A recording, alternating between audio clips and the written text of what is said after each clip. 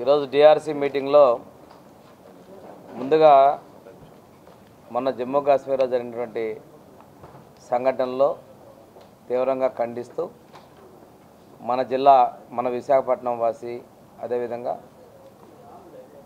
కావల్లో కూడా మన ఆంధ్రప్రదేశ్ రాష్ట్రానికి చెందిన ఇద్దరు దుర్మరణం పాలవటం దాని పట్ల డిఆర్సీలో వారికి సంతాపం తెలియజేస్తూ ఈ సంఘటన తీవ్రంగా ఖండిస్తూ ప్రధానమంత్రి గారికి ప్రభుత్వానికి అండగా మన రాష్ట్ర ప్రభుత్వం ఉంది.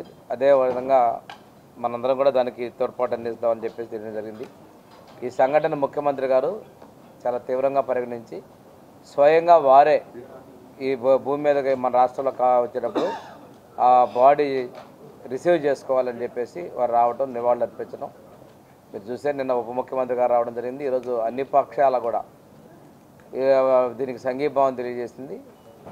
ఇది ఈరోజు డిఆర్సీలో వారికి సంతాపం కూడా తెలియజేయడం జరిగింది.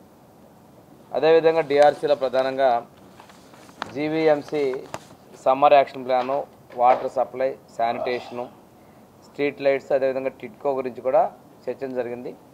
టిట్కోతో హౌసెస్లో 2019కి ముందు నుంచి ఉన్నటువంటి హౌసెస్ తర్వాత ఇప్పటి వరకు కూడా సంఖ్య పెరిగిపోయినాయి. కొన్ని రిజిస్ట్రేషన్ లేకుండా కూడా కొంతమంది పేమెంట్ చేయకుండా కూడా రిజిస్ట్రేషన్ జరిగినటువంటి అంశాలని ప్రజాప్రతినిధులు ప్రస్తావించడం జరిగింది. ఈ టిట్కో అదేవిధంగా విఎంఆర్డీ మాస్టర్ ప్లాన్ మీద ప్రత్యేకంగా మే నెలలో ఒక సమావేశం ఏర్పాటు చేయాలని కూడా పూర్తి స్థాయిలో చర్చించాలని కూడా దానిలో నిర్ణయం తీసుకోవడం జరిగింది. అదేవిధంగా రెవెన్యూ సంబంధించి జీవో నెంబర్ 30 ఈరోజు మన ప్రభుత్వం నిర్ణయం తీసుకుంది. మన ముఖ్యమంత్రి గారు ఎవరైతే ఈ మనకి అన్అబ్జెక్షనబుల్ ల్యాండ్స్ మీద ఉన్నటువంటి వాళ్ళని రెగ్యులరైజ్ చేసేదానికోసం నిర్ణయం తీసుకుంది. ఇది కూడా డిసెంబర్ లాస్ట్ డేట్ ఉంది. ఈలోపు ఎవరైతే ముందుగా అప్లై చేసుకుంటారో వాళ్ళందరినీ కూడా పరిశీలన చేసి త్వరగానే చేసే విధంగా కూడా ప్రభుత్వం నిర్ణయం ఉంది. దాన్ని కూడా ప్రజాప్రతినిధులు కూడా అవగాహన కల్పించాలి. ప్రభుత్వం కూడా ఒక స్పష్టంగా వాళ్ళకి తెలియజేయాలనే నిర్ణయం తీసుకుంది. మీడియా కూడా ఈ విషయంలో ఈ జీవో నెంబర్ 30 ద్వారా ఎవరైతే ఈ భూముల్లో ఉన్నారో వాళ్ళకి రెగ్యులేషన్ చేసిన ప్రభుత్వం సిద్ధంగా ఉందనేది అప్లై చేసుకున్న దాన్ని పరిశీలించి వెంటనే చేస్తారంటే ఏదో కట్ ఆఫ్ డేట్ దాకా ఆగకుండా చేయాలనే విషయాన్ని కూడా మీ ద్వారా కూడా ప్రజలకు తెలియజేయాలని చెప్పేసి కూడా మేము కోరుతా ఉన్నాండి. అదేవిధంగా జీవో నెంబర్ 45 ఆఫ్ గాజువాక దానిలో కూడాను ఉన్నటువంటి దాన్ని క్లియర్ చేయాలని చెప్పేసి మనం చర్చ జరిగింది. తర్వాత పాత సమావేశం జరిగినటువంటి ఏటీఆర్లో కూడా కొన్ని సంఘటనలు మనకి చాలా ఇష్యూస్ మనకి గాజువాక ప్రాంతంలోవే ఎక్కువగా ఉన్నాయి. ల్యాండ్ స్టీల్ ప్లాంటు కొంతమంది వాళ్ళ వారసులు ఉన్నటువంటి వాళ్ళకు కూడా వెరిఫై చేసి కావాల్సిన హౌస్ సైట్స్, ఎంప్లాయ్మెంట్లు కూడా ఇది డిస్కషన్ చేయడం జరిగింది. అదేవిధంగా మెడికల్ అండ్ హెల్త్లో కమ్యూనికల్ బ్రీసెస్, అదేవిధంగా ఈ అభా ఐడి ఇటువంటి పూర్తి చేయాలనేది కూడా చేయడం జరిగింది.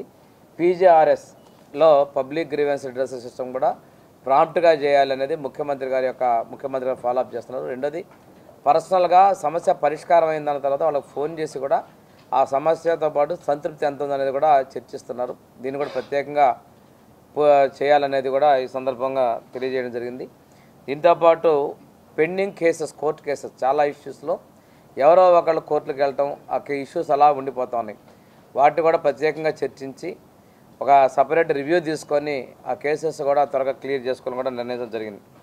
దీంతోపాటు ఈ డిజేబుల్డ్ పెన్షన్లో డిజేబిలిటీ వెరిఫికేషన్ కూడా జరుగుతూ ఉన్నట్లు కొంతమందికి అర్హత ఉన్న అటువంటి వాళ్ళందరినీ కూడా ఒకవేళ అవసరమైతే సెక్రటరీ స్థాయిలో కూడా డిస్ప్లే చేయడం జరుగుతుంది.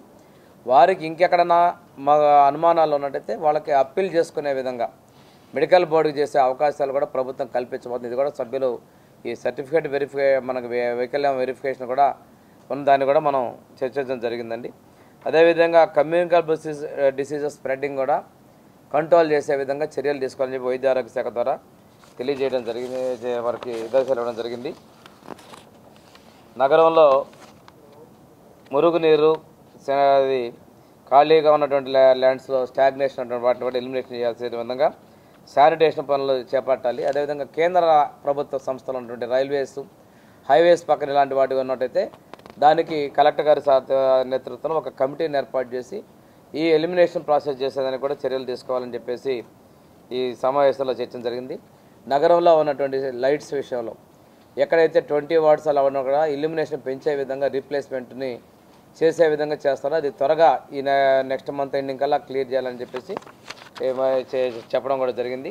అదేవిధంగా ఈసారి జరిగే సమావేశాన్ని పూర్తి రోజులో ఫుల్ డే సెషన్ తీసుకొని మిగతా అన్ని శాఖలను కూడా చర్చించాలనేది ఈ డిఆర్సీలో నిర్ణయం తీసుకొని జరిగిందండి. స్ట్రీట్ లైట్స్ ఉన్నాయి, next month cut off date తీసుకున్నాం. అదేవిధంగా శానిటేషన్ ఉన్నాయి, సెంట్రల్ బాడీస్ వీటి ఉన్నటువంటి వాటికి వచ్చేసరికి ఒక కలెక్టర్ గారి నేతృత్వం ఇంతకుముందు మనం చేయలేదు. రైల్వేస్, హైవేస్ వాళ్ళ అథారిటీస్ తోటి కూర్చొని వాళ్ళతో ఒక కమిటీ వేసుకొని వాటిని మాట్లాడి సొల్యూషన్ తీసుకోవడం జరిగింది. అంటే ఇవి కొత్తగానే తీసుకుంటాం నిర్ణయాలు.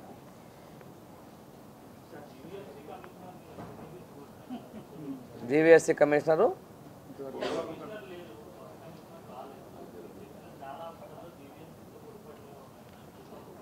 ఇప్పుడు ప్రస్తుతానికి కలెక్టర్ గారు ఇన్ఛార్జిగా ఉన్నారు కాబట్టి దానిలో నిర్ణయం చేసింది ప్రభుత్వం. పూర్తి స్థాయిలో కమిషనర్ కూడా నియమిస్తారు. అంటే ఇప్పుడు కూడా కమిషనర్ లేకుండా లేరు. ప్రస్తుతానికి ఏంటంటే ట్రాన్స్ఫర్ అయిన తర్వాత ఖాళీలో ఇన్ఛార్జిగా కలెక్టర్ గారిని చేశారు.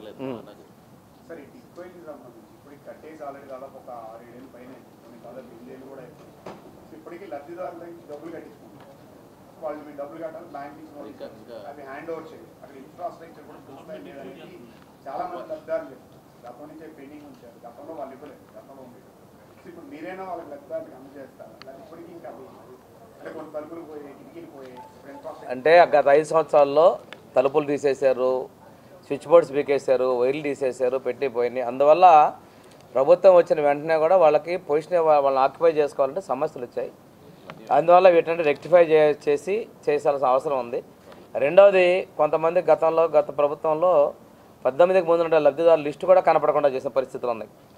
ఇవన్నింటినీ కూడా మా సంస్థ సాఫ్ట్వేర్లో నుంచి తీసుకొని చేయాలనేది ఉంది. రెండోది కొంతమంది అసలు డబ్బులు కట్టకుండానే రిజిస్ట్రేషన్ చేసే సిచ్యువేషన్ కూడా ఉన్నాయి.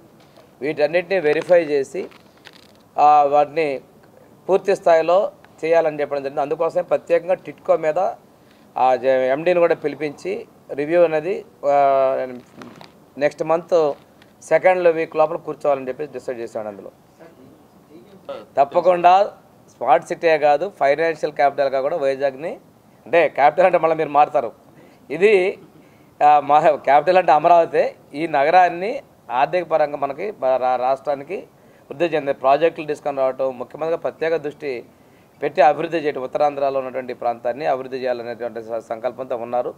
ఇవన్నీ కూడా వస్తాయి. ఇప్పుడు మా గణబాబు గారు చెప్పినట్టు పాలక వర్గాల్లో కూడా మార్పులు వచ్చాయి. అంటే నిన్న చూసాం గతంలో చేసిన దానికన్నా ఈ 10 నెలల్లోనే అభివృద్ధి అనేది కనిపిస్తూ ఉంది.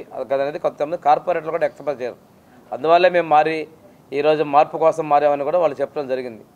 తప్పనిసరిగా ఈ విశాఖపట్నం విషయంలో రాష్ట్ర ప్రభుత్వం పూర్తి చిత్తశుద్ధిగా ఉంది అభివృద్ధి విషయంలో.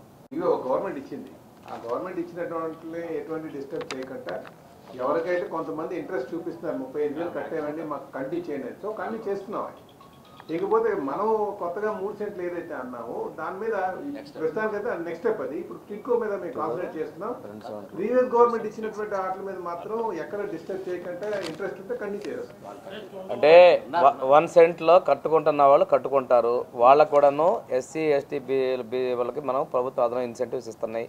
కట్టుకోకుండా ఉన్నటువంటి వాళ్ళు మాకు ఇక్కడ వద్దు 2 సెంట్లు ఇవ్వమన్నప్పుడు వాటికి మేము ప్రత్యామ్నాయం చేస్తుంది. ప్రభుత్వం జీవో కూడా ఇచ్చింది, చాలా స్పష్టంగా ఉంది దీని విషయంలో.